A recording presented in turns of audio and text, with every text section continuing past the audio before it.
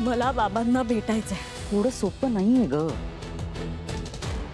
आता तू मला सांग, तू इतके दिवस एवढा शहाणपणा केलास, माझं तोंड धरलंस, गळा दाबलास, मला हंटरनी मारलंस, आता थोडं तरी सहन करावं लागेल ना.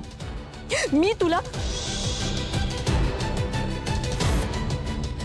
आता मी जे काय सांगते ते नीट शांतपणे ऐक आणि शांतपणे विचार कर त्याचा.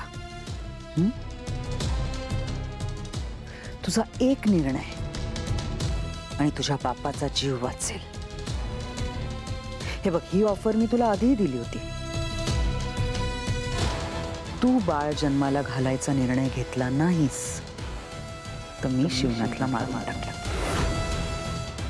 आणि जर का तू तो निर्णय घेतलास तर त्या भिकारड्या माथे फिरूची आणि त्याच्या भिकारड्या मुलीची भेट नक्की होईल.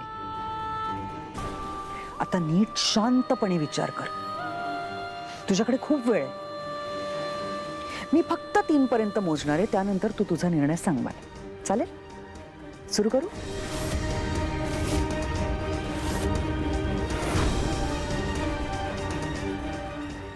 एक.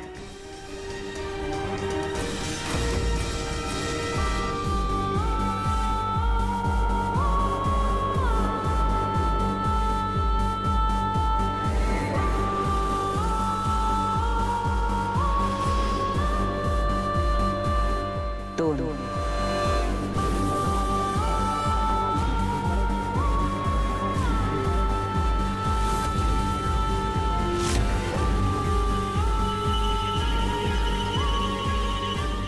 मला मान्य आहे.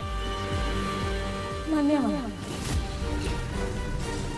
फक्त त्याआधी मला एकदा बाबांना भेटायचं.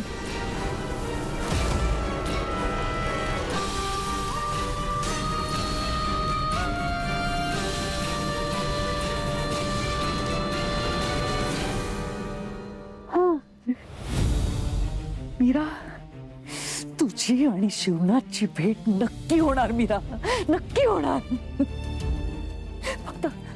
फक्त माझी एकच अट आहे. जोपर्यंत तुझं मूल जन्माला येत नाही ना, तोपर्यंत शिवनाथ माझ्या तावडीत राहील. पण तू काळजी करू नकोस, मी त्याला अगदी फुलासारखं जपेन. हा, म्हणजे इथे तुझ्या पोटी तुझं मूल जन्माला येईल आणि तिकडे मी शिवनाथला मोकळं करेन.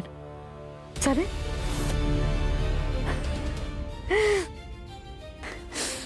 थँक्यू.